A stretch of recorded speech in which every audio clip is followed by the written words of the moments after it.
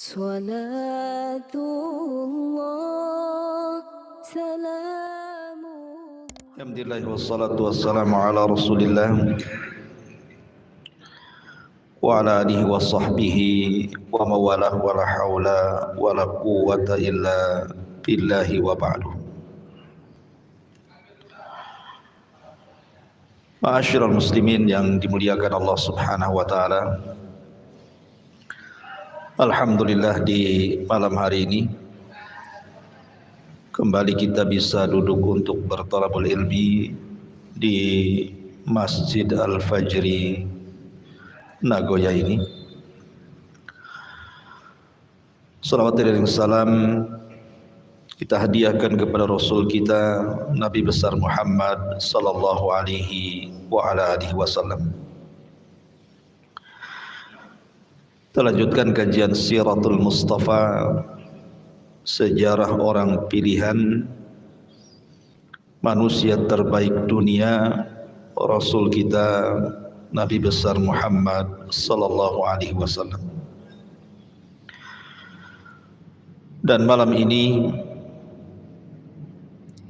kita akan membahas masih seputar peperangan di zaman Rasul. Tetapi khusus malam ini,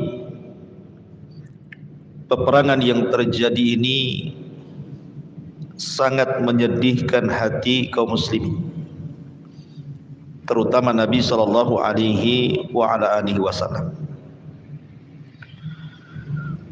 Karena di perang ini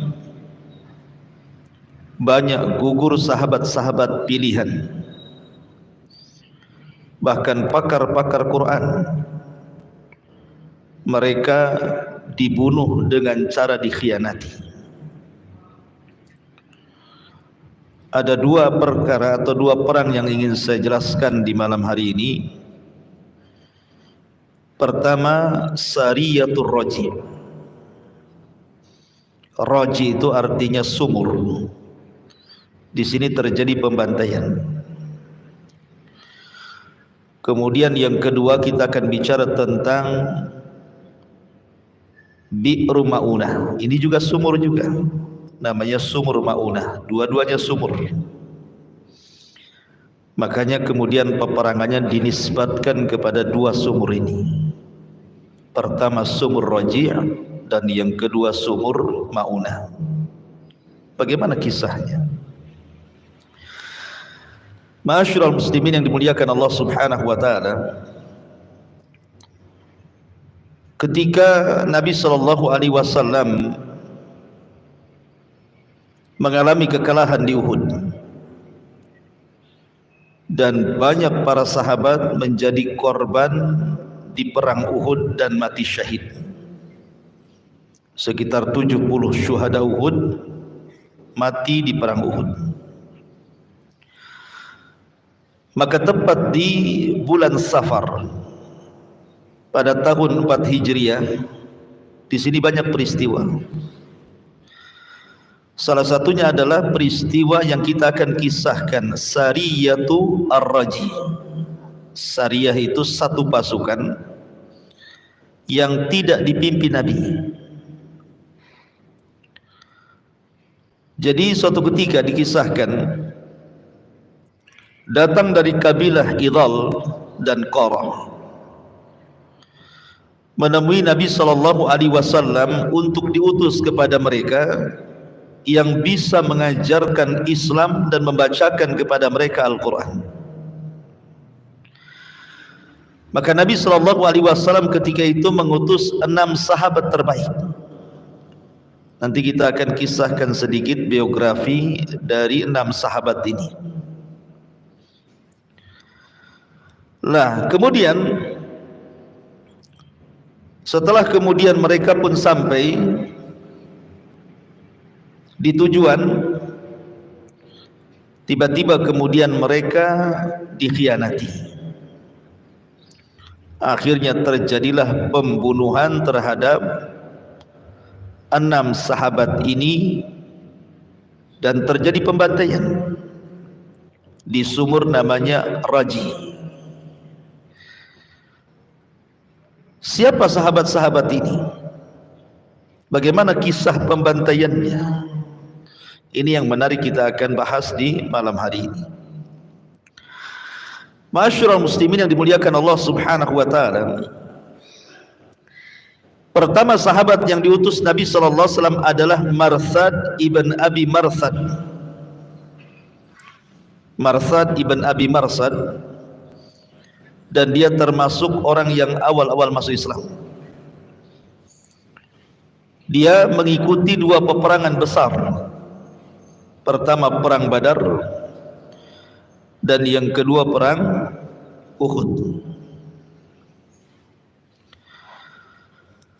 Marsad ini, ma'asyiral muslimin yang dimuliakan Allah Subhanahu wa taala, dia adalah Marsad ibn Abi Marsad ibn Husain dari Bani Ghinah, dan ayahandanya semasa jahiliyah itu berkawan baik dengan Hamzah ibn Abdul Muttalib, maksudnya paman Rasul. Marsad ibn Abi Marsad ini ketika perang Badar, dia dipercaya untuk membawa tawanan. Dalam perang Badar kan kaum muslimin menang.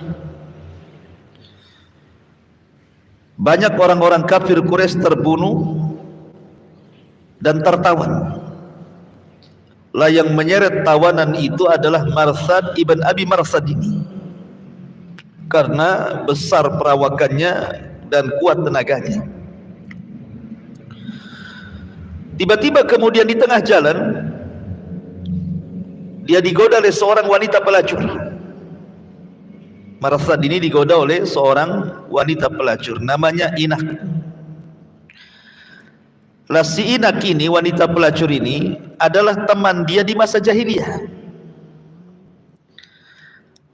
Akhirnya kemudian wanita ini mengajak berzina dengan Marsad, tapi Marsad karena sudah masuk Islam, tahu dosa zina, takut melakukan dosa besar, dia pun menyingkir dari wanita itu. Kemudian menghadap Nabi sallallahu alaihi wasallam. Karena ada perasaan suka, maka dia meminta izin kepada Nabi sallallahu alaihi wasallam untuk menikah dengan wanita pezina ini. Dari situlah kemudian turun ayat az-zani la yankihu illa zaniyatan aw musyrikatan waz-zaniyatu la yankihuha illa zanin aw musyrikin wa harrama dzalika 'alal mu'minin. Laki-laki pezina tidak boleh menikah kecuali dengan wanita pezina atau musyrik, dan wanita pezina tidak mungkin menikah kecuali dengan laki-laki pezina atau musyrik, dan yang demikian itu diharamkan kepada orang-orang yang beriman. Turun ayat ini kepada Marsad ibn Abi Marsad. Marsad ini satu di antara 6 sahabat yang diutus dalam Sariyatul Raji ini. Ini satu sahabat. Kita sedikit-sedikit saja ya, karena juga pembahasannya panjang masalahnya.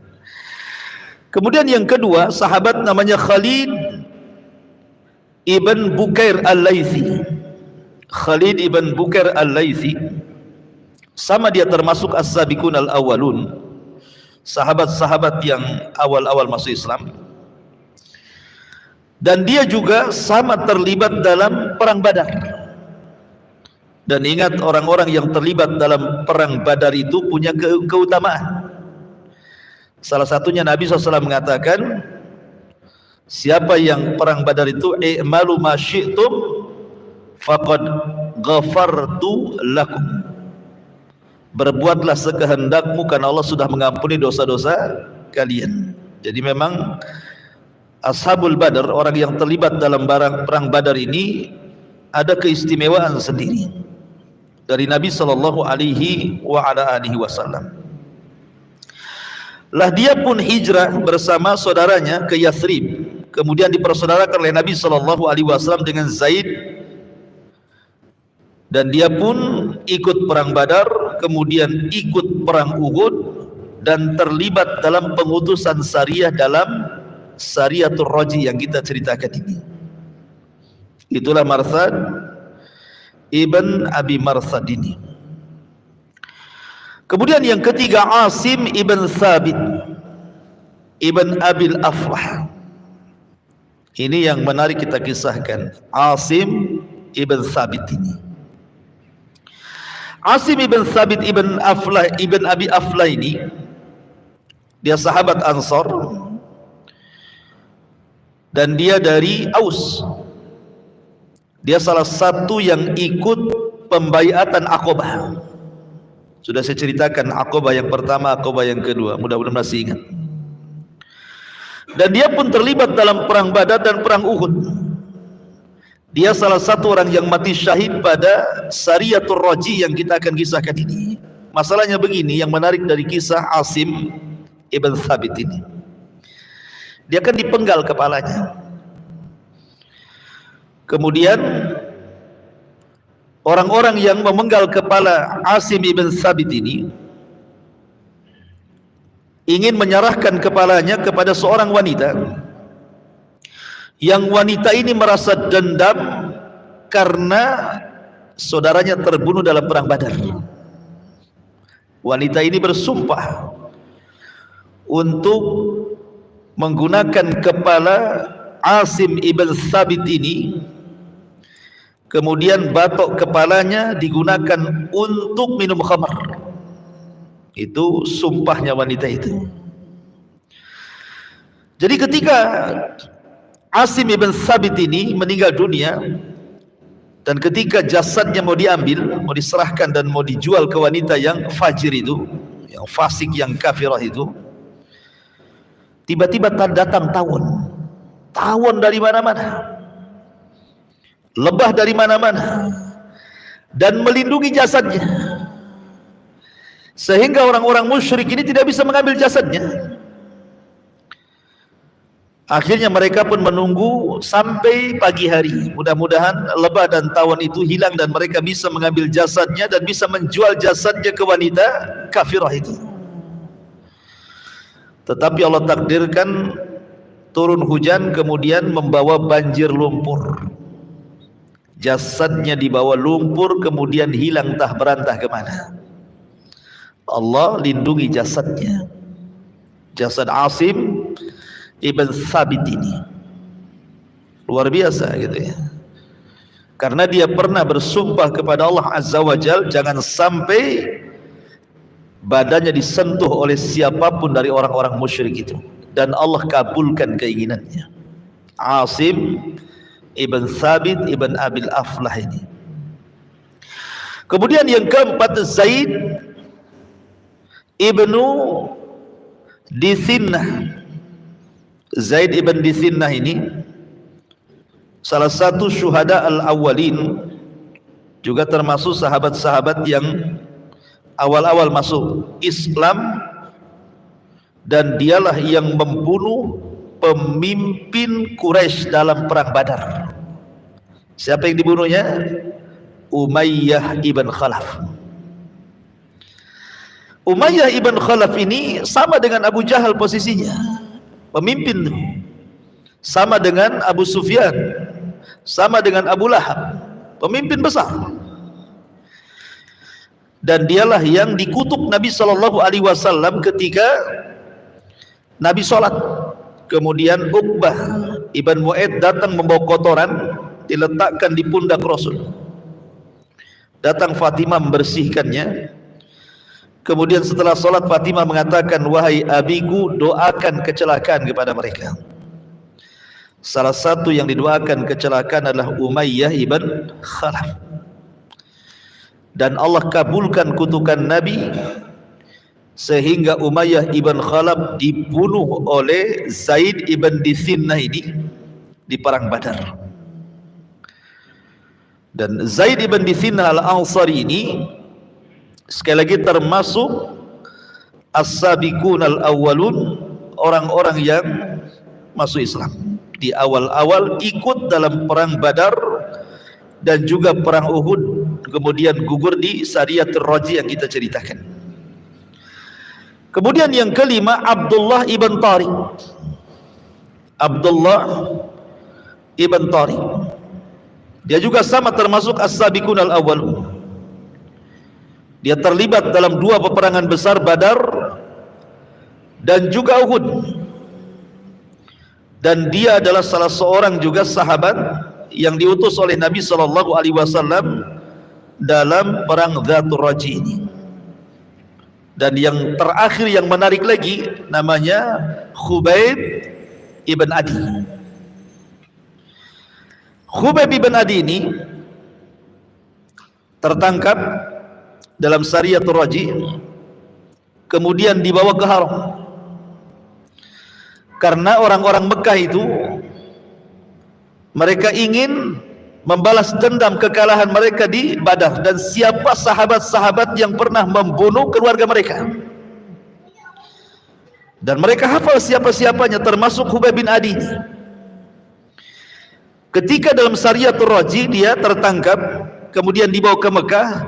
Ketika dieksekusi, hendak dieksekusi karena ketika itu jatuh di bulan Hurum dan di tanah haram, orang-orang musyrik pun masih mengagungkan tanah haram masalahnya, apalagi di bulan haram. Akhirnya dibawa keluar tanah haram ke daerah yang namanya Tan'im. Di Tan'im inilah dia dieksekusi.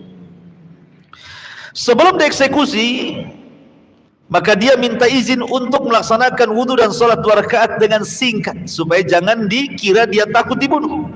Kalau lama-lama sholatnya kan disangkanya takut dibunuh gitu. Jadi sholatnya disingkatkan. Kemudian setelah sholat, pembesar Quraisy mengatakan kepada Khubayb ibn Adi ini, atasurruka anna Muhammadan makanak, sudikah dirimu kalau seandainya posisimu diganti dengan si Muhammad itu? Maka Khubayb bin Adi, demi Allah, jangankan lagi dia menempati posisiku, 1 duri saja menancap di kaki Rasul, saya tidak rela. Apalagi kemudian di sini, gitu ya, yang mau dibunuh gitu ya, 1 duri saja menancap, saya tidak rela. Lihat bagaimana para sahabat menebus jiwa mereka karena kecintaan mereka kepada Rasul, bukan isapan jempol belaka, betul-betul dibuktikan dalam perbuatan. Akhirnya Khubayb ibn Adi pun membaca Al-Quran dan terus membaca Al-Quran. Diputus tangannya baca Quran, putus tangan kirinya baca Quran, diputus kakinya baca Quran, kepalanya pun terputus baca Quran sampai meninggal. Khubayb ibn Adi ini 6 sahabat yang diutus Nabi SAW dalam perang Dzatur Raji atau Sariyatul Raji. Taib, bagaimana kisahnya? Ma'asyiral muslimin yang dimuliakan Allah Subhanahu wa taala, perang Dzatur Raji ini Al-Imam Ibn Ishaq rahimahullahu taala, beliau mengisahkan dan dia pakar sejarah. Jadi ketika Nabi SAW kalah dalam perang Uhud, kemudian Nabi SAW mulai mengatur strategis dalam dakwah. Dia ingin mengirim orang-orang pilihan ke kabilah-kabilah, mengajak mereka masuk Islam. Ya, sebagai berhasil, sebagiannya tidak, namanya dakwah kan gitu ya. Sehingga kemudian ada 2 kabilah datang, namanya kabilah Idzal dan Qarah ini, menjumpai Nabi SAW, kemudian meminta kepada Nabi SAW, tolonglah kirimkan kepada kami para pakar-pakar Quran untuk mengajarkan Islam kepada kami. Akhirnya kemudian Nabi SAW pun mengutus orang-orang yang saya sebutkan tadi, 6 sahabat ini, karena mereka pakar-pakarnya masalahnya ya. Diutuslah mereka. Lah ketika kemudian sampai di sebuah sumur namanya Sumur Ar-Raji, makanya peristiwa ini disebut Dzatur Raji, Sariyatu Ar-Raji, karena dinisbatkan kepada sumur. Maka kemudian bukannya mereka dihormati, justru mereka dikepung, dikhianati. Nabi SAW dibohongi. Akhirnya kemudian ketika mereka pun dikepung di situ, maka mereka meminta untuk menyerah. Kalau menyerah, mereka tidak akan dibunuh. Tetapi pemimpin dari sahabat-sahabat ini, Asim ibn Thabit tadi, mengatakan, demi Allah, kami tidak akan menerima satu perjanjian apapun dengan orang musyrik. Karena tahu orang-orang kafir itu suka menyalahi janji. Maka dikatakan, tidak mungkin kami melakukan perjanjian dengan kalian bahwa kalian akan menolong kami, mustahil. Tidak mau. Akhirnya Asim sebagai pemimpin, kalau kalian mau perang, kita perang. Masalahnya jumlah mereka banyak, 100 lebih. Ini cuma 6 orang. Gimana cara melawannya? Terjadilah kemudian peperangan. Maka akhirnya Asim pun meninggal di situ. Dan beberapa sahabat meninggal di situ, kecuali beberapa orang. Akhirnya menyerah. Salah satunya adalah Khubayb ibn Adi ini. Lah Khubayb ibn Adi ini kemudian diserahkan tadi. Diserahkan ke mana? Ke orang-orang Mekah yang dendam karena saudara-saudara mereka mati di perang Badar. Sampai akhirnya kemudian dia pun dieksekusi di Tan'im. Akhirnya kemudian Khubayb yang terakhir mati syahid dari 6 orang yang diutus Nabi sallallahu alaihi wasallam. Subhanallah. Ketika eksekusi Khubayb ibn Adi ini, ada orang musyrik hadir di situ. Salah satunya adalah Sa'id ibn Amir al-Jamhi. Sa'id ibn Amir al-Jamhi itu ikut menyaksikan dalam eksekusi siapa? Khubayb ibn Adi di Tan'im itu. Dia terpengaruh dengan doanya Khubayb. Karena sebelum dibunuh, Khubayb ini berdoa. Doanya persis seperti doa Nuh alaihi salatu wassalam. Apa doanya? Nabi Nuh alaihi salatu wassalam. Nuh mengatakan, Rabbi inni maglubun fantasir. Ya Rabb, aku sudah dikalahkan, tolong aku. Maka Khubayb bin Adi mengatakan, Allahumma la tahsihim adada waqtul badada. Dia mengatakan, ya Allah, jangan kau perbanyak jumlah mereka, binasakan mereka semua, jangan kau sisakan, katanya. Doa ini terekam oleh namanya Sa'id ibn Amir ini, yang menyaksikan eksekusi dan masih musyrik dia. Sebab itulah dia masuk Islam. Sa'id ibn Amir ini masuk Islam karena terpengaruh dengan ucapan siapa? Khubayb ibn Adi. Dan dia baik Islamnya. Lah di zaman Khalifah Umar, Sa'id ibn Amir ini dijadikan gubernur Syam. Karena baik Islamnya, kemudian dia pun terkenal zuhud dan wara. Nasihat-nasihatnya itu sangat bagus sekali, penuh dengan syarat dengan hikmah, sampai Umar terpengaruh. Akhirnya Umar menghendaki Sa'id ibn Amir ini digunakan atau dijadikan, diangkat menjadi gubernur di Syam. Tiba-tiba kemudian orang-orang Syam demo sama Umar tentang kepemimpinan Sa'id ibn Amir ini. Ada catatan. Kan Umar ini kan meminta kepada masyarakat Syam, karena ketika itu kan terjadi pacaklik hebat, kelaparan, kemiskinan di mana-mana. Jadi Umar bin Khattab ini kemudian meminta agar nama-nama orang miskin itu dicatat semuanya, biar tahu berapa jumlahnya kan. Rupanya dari sekian nama orang-orang miskin itu ada pula nama Sa'id ibn Amir di situ, gubernurnya. Subhanallah gitu. Coba kalau antum data orang-orang miskin, kira-kira masuk nggak wali kota di situ tuh? Nggak ada kan? Ini gubernur masuk dalam deretan orang-orang miskin. Nah, bayangkan. Amir ibn Sa'id ibn Amir ini. Akhirnya Umar bin Khattab radhiyallahu anhu pun kaget gitu. Kenapa ada nama gubernur di sini? Ceritanya panjang. Yang ingin saya ceritakan, rupanya Sa'id ibn Amir ini diprotes sama rakyatnya. Jadi Umar bin Khattab bertanya, apa protes kalian terhadap gubernur kalian ini? Satu katanya, dia itu kalau keluar siang-siang saja, kalau malam tak mau keluar. Dan kalau kami pun datang malam-malam nggak mau diganggu dia. Masa gubernur kayak gitu katanya. Satu kan. Yang kedua, setiap 1 minggu ada 1 hari dari pagi sampai malam nggak keluar dia. Coba bayangkan ya, diprotes tuh. Kemudian yang ketiga, ini gubernur kami ini aneh. Kalau seandainya dia di tengah-tengah terik matahari, tiba-tiba jatuh pingsan katanya. Kata Umar bin Khattab, baik, saya akan interogasi gubernur kalian. Datangkan Sa'id ibn Amir kepada saya katanya.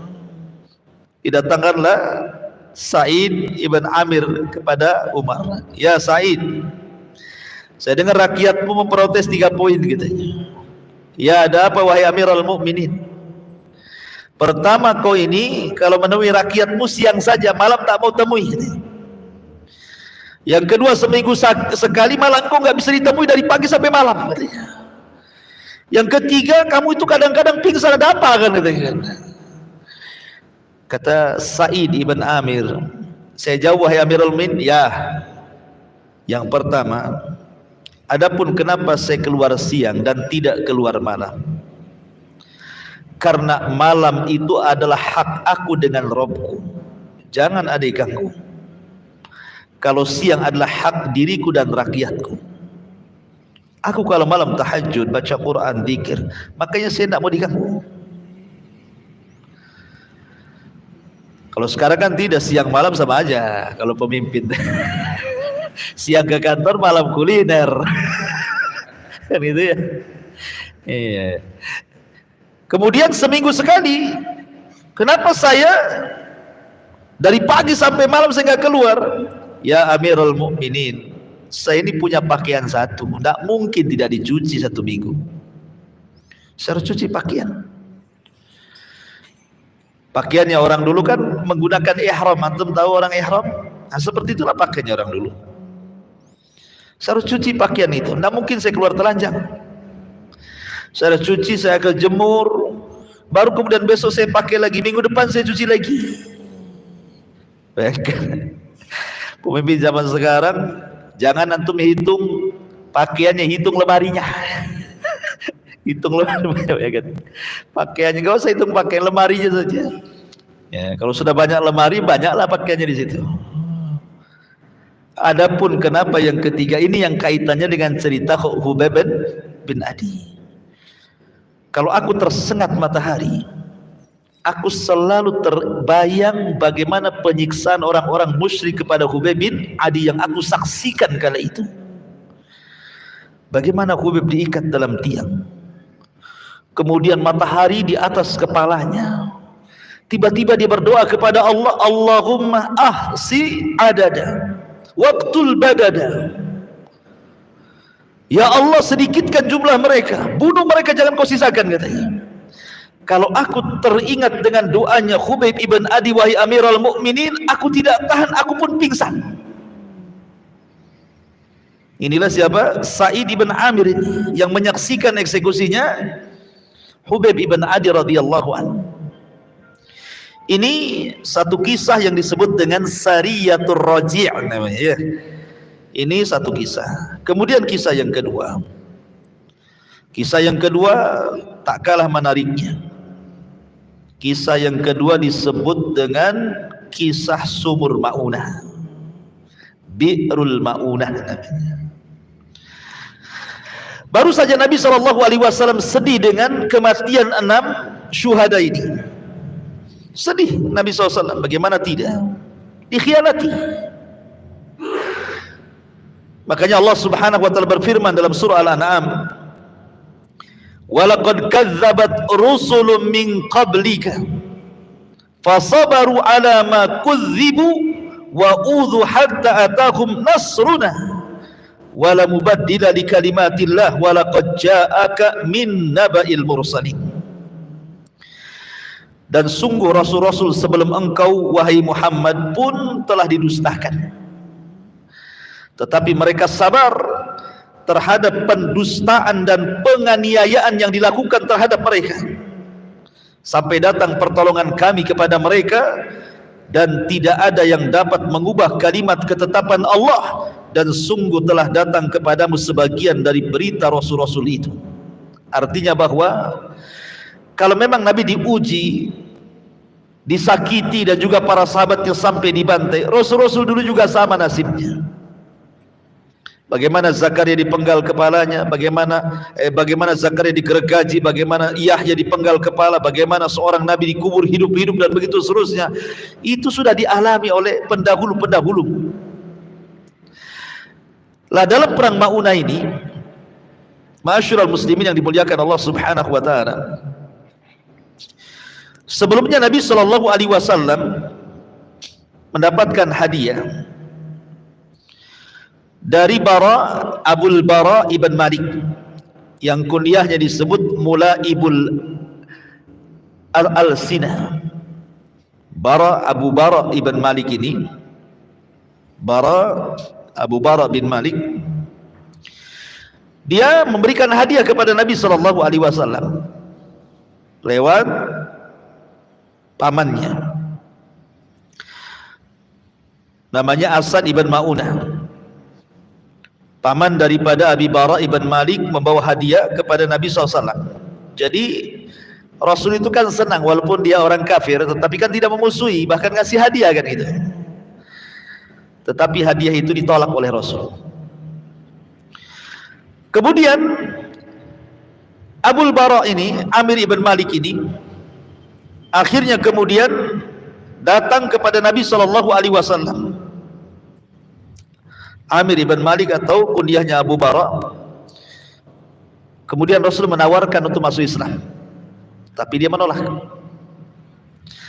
Tetapi anehnya, walaupun demikian, Abu Bara Amir ibn Malik ini meminta kepada Rasul untuk diutus beberapa orang yang bisa berdakwah dan mengajarkan Islam. Sama dengan kisahnya Sariyatul Raji tadi, di tahun yang sama 4 Hijriah.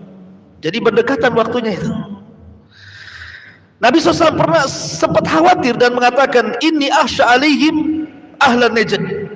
Kayaknya nggak bisa lah, saya takut sahabat-sahabat ini diutus ke sana tiba-tiba dibunuh oleh orang-orang jahat Najd itu. Tetapi kata Abul Bara, ana lakum jarun, kupastikan mereka akan selamat karena aku yang melindungi mereka. Karena Abul Bara Amir ibn Malik ini kan pemimpin, sehingga Rasul akhirnya percaya, karena orang Arab itu sangat menghargai perlindungan masalahnya, walaupun dari orang kafir. Diutuslah lebih banyak daripada Sariyatul Raji. Kalau Sariyatul Raji kan 6 orang, ini diutus 70 sahabat. Mereka ahli-ahli ibadah, qurra, pakar-pakar Quran. Memang orang-orang pilihan Nabi SAW itu 70 orang ini. Terjadi perselisihan antara Imam Bukhari dan Imam Muslim. Kalau Imam Muslim memberikan alasan sebab pengutusan Nabi SAW adalah karena permintaan mereka orang-orang itu supaya diutus 70 orang pengajar Islam dan pengajar Quran. Tapi Imam Bukhari mengatakan tidak, bahwa sebabnya karena mereka meminta bantuan karena akan diserang musuh-musuh mereka. Maka Rasul mengirim orang-orang ini. Tetapi riwayat yang masyhur bahwa Abul Bara Amir ibn Malik ini meminta kepada Nabi SAW untuk diutus kepada mereka para pendakwah Islam. Itu yang masyhur kisahnya. Maka kemudian Nabi SAW pun mengutus 70 orang, di antaranya Al-Haris, kemudian Ibn Sammah, kemudian Haram Ibn Milhan, kemudian Urwah Ibn Asmah, kemudian Nafi Ibn Badil, kemudian Amir Ibn Fuhairah, dan yang lainnya. Intinya jumlahnya 70 orang lah gitu ya. Berangkat 70 orang ini. Ketika sampai di sebuah sumur namanya Maunah, makanya peristiwanya disebut sumur Maunah. Ketika sampai di sumur Maunah itu, akhirnya kemudian pemimpin mereka diutus kepada kabilah untuk dikirim surat bagaimana pengajakan Nabi kepada Islam. Tetapi kemudian utusan ini malah dibunuh. Haram ibn Milhan, salah satu dari syuhada sumur Maunah ini, dibunuh oleh anak dari atau keponakan daripada Abul Bara Amir ibn Malik yang minta diutus. Ponakannya jahat, namanya Amir ibn Tufail namanya. Kata Amir bin Tufail, tidak, saya tidak redha paman saya melindungi mereka, katanya. Ketika kemudian surat ini diberikan kepada Amir ibn Tufail oleh Haram ibn Milhan, ketika Haram ibn Milhan dipulang, maka Amir ibn Tufail mengisyaratkan orang-orangnya bunuh dia. Maka dibunuhlah dengan tombak dari belakang, pengecut. Akhirnya utusan itu pun Haram ibn Milhan meninggal. Sebelum meninggal dia bertakbir kepada Allah dan mengatakan, Allahu Akbar, demi Allah aku sudah senang karena aku ingin masuk surga, katanya. Nah, jadi dibunuh itu senang sahabat itu, karena apa? Intinya mati syahid kan itu sahabat itu kan. Ya.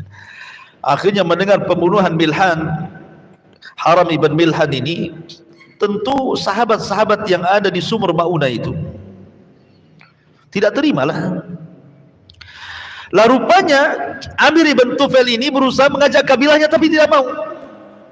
Makanya dia mengajak kabilah-kabilah yang lainnya seperti Dakwan, Ri'lin, Aisi, 3 kabilah ini. Mau pula 3 kabilah dikompori sama Amir ibn Tufail ini untuk menyerbu 70 para qurra Quran yang berada di sumur Maunah itu. Kepunglah mereka. Disinilah terjadi pembantaian, perang dahsyat di sumur itu. Tetapi karena kalah jumlah, maka semua gugur di perang ini, kecuali ada yang selamat, yang ketika itu telat datang. Memang dia telat datang itu yang menyusul kawan-kawannya. Dialah kemudian yang melaporkan kepada Nabi kejadian itu, namanya Amr ibn Umayyah Az-Zamri. Dia selamat kemudian melapor kepada Nabi SAW dan Rasul pun sangat sedih.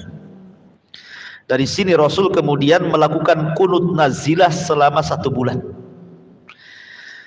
5 waktu, zuhur, asar, maghrib, subuh, balik lagi ke zuhur gitu ya. Setiap hari 5 waktu Rasul melakukan kunut nazilah. Disinilah asbab kenapa ada namanya kunut nazilah. Ya, kunut kalau Palestina gitu kan, diserang sampai banyak orang korban gitu ya. Perang di mana kaum muslimin banyak korban, maka kita disyariatkan untuk kunut nazilah. Karena Nabi ketika mendengar 70 para pakar-pakar Quran dibunuh di sekitar sumur Maunah itu, Rasul kunut nazilah selama 1 bulan. Berdoa kepada Allah Subhanahu wa taala untuk kemenangan kaum muslimin. Lah tentu ketika pembunuhan sahabat-sahabat ini oleh Amir ini, Ibn Tufail ini, Abul Bara Amir ibn Malik yang mengundang mereka tentu menyesal. Kenapa tidak bisa melindungi? Maka dia dendam sama ponakannya. Diutusnya Rabi'ah, anaknya, untuk membunuh Amir ibn Tufail ini. Karena merasa bersalah kan itu ya. Tapi masalahnya ketika ditikam masih hidup dia. Sehingga ketika dia masih hidup terluka, dia pun mengarah ke Madinah ingin membunuh Rasul. Di tengah jalan dia mampir kepada serumah seorang wanita tua. Rupanya wanita tua ini punya penyakit menular. Kemudian menularlah penyakitnya kepada Amir ibn Tufail ini. Sebelum sampai di Madinah, di tengah jalan di padang pasir dia mati. Ya. Dan inilah peristiwa ini, ikhwatul fillah muliakan Allah Subhanahu wa taala, disebut peristiwa Sariyatul Maunah namanya. Kalau saat yang pertama Sariyatul Raji, dan yang peristiwa ini disebut Sariyatul Ma'unah. Ini di antara dua tragedi yang terjadi. Baru setelah itu ada kasus baru di mana orang-orang Yahudi Bani Nadir ini yang terikat perjanjian piagam Madinah berkhianat. Kemudian mereka berkumpul, kemudian mereka pun berusaha untuk rapat bagaimana caranya membunuh Nabi SAW. Jadi rapat mereka itu dalam rangka pembunuhan terhadap Nabi.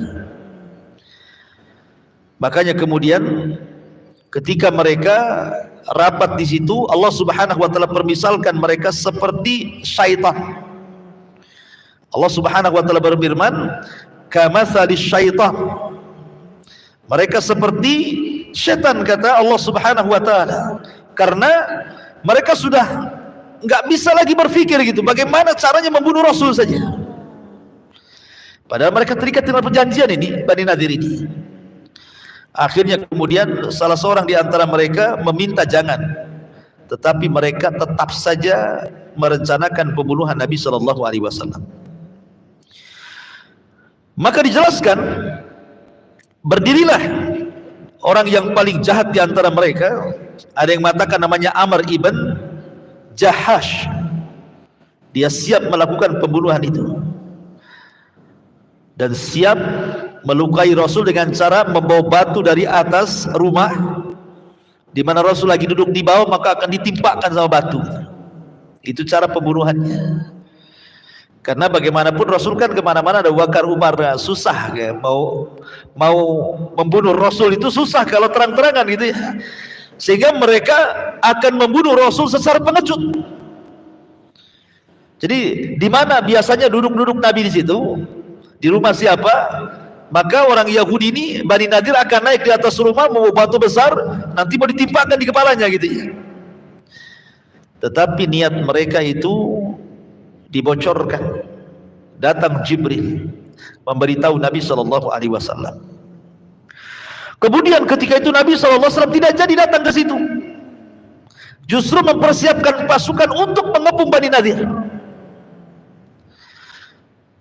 Sebelum Rasul datang ke Bani Nadir, pemimpin munafik namanya siapa? Abdullah ibn Ubay datang menemui Bani Nadir, ngompori mereka. Padahal Bani Nadir sudah ketakutan. Ya, Huyai ibn Akhtab itu sudah ketakutan tuh pemimpinnya. Tetapi kemudian orang munafik ini ngompori mereka. Makanya Allah Subhanahu wa taala kemudian firmankan, "Alam tara ilal ladzina nafaqu yaquluna li ikhwanihim alladzina kafaru min ahlil kitab la in ukhrijtum lanakhrujanna ma'akum wa la nuti'u fikum ahadan abada wa in qutiltum lanansurannakum wallahu yashhadu innahum lakadzibun." Apa kata Allah menggambarkan ini orang munafik yang menghasut orang-orang Yahudi ini? Tidakkah engkau memperhatikan orang-orang munafik yang berkata kepada saudara-saudaranya yang kafir dari antara ahli kitab, sungguh jika kamu usir, niscaya kami pun akan keluar bersama kalian, dan kami selamanya tidak akan patuh kepada siapapun demi kalian, dan jika kalian diperangi pasti kami akan membantu kalian, dan Allah menyaksikan bahwa mereka para pendusta. Bani Nadir sebenarnya sudah ketakutan, tetapi kemudian dikompori sama orang-orang munafik. Tenang, lawan saja. Nanti kalau kalian lawan, kami siapkan pasukan besar, kita lawan sama-sama. Ketika betul-betul pasukan sampai, tidak ada satupun orang munafik yang hadir. Nggak ada pertolongan, nggak ada bantuan. Dari situlah Nabi SAW kemudian mereka dikepung. Bani Nadir ini kan bentengnya penuh dengan pepohonan, terhalang dengan kebun-kebun, sehingga menyulitkan para sahabat untuk menjebol bentengnya. Akhirnya kemudian Rasul memerintahkan untuk menebang pohon, tebang saja pohon-pohon itu. Kalau sekiranya itu menghalangi tujuan jihad. Dari sini kemudian turun ayat, ma qata'tum min linatin aw taraktumuha qa'imatan ala usuliha fa biidznillah wal yuhziyal fasikin. Apa yang kamu tebang di antara pohon kurma milik orang kafir, atau yang kamu biarkan tumbuh berdiri di atas pokoknya, maka itu terjadi dengan izin Allah dan karena dia hendak memberikan kehinaan kepada orang-orang fasik. Akhirnya semua ditebang tuh sampai akhirnya mereka mendekati benteng. Ketika mereka mendekati benteng, dari situlah kemudian dijelaskan dalam Al-Quran, la in ukhriju la yakhrujuna ma'hum wa la in qutilu la yansurunahum wa la in nasaruhum la yuwalluna al-adbara thumma la yunsarun.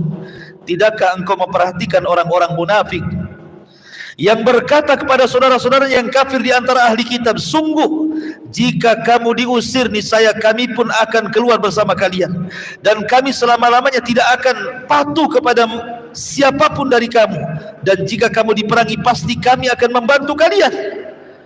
Tapi apa yang terjadi setelah Rasul mengapung? Tidak ada satupun munafik yang datang kan? Dari situlah Allah berikan kehinaan. Mereka pun dikepung, akhirnya diusir dari Madinah.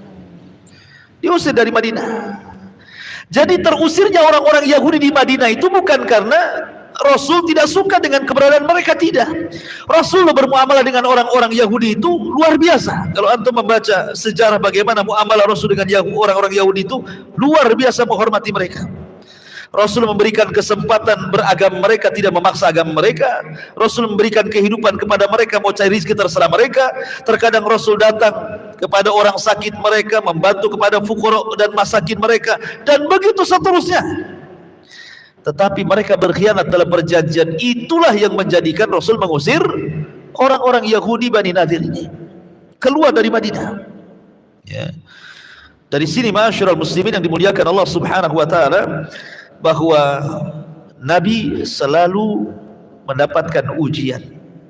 Dari awal perang Sariyatul Raji, bagaimana sedihnya Rasul, 6 sahabat harus jadi gugur. Kemudian Sariyatul Ma'unah, 70 syuhada mati persis jumlahnya dengan syuhada Uhud.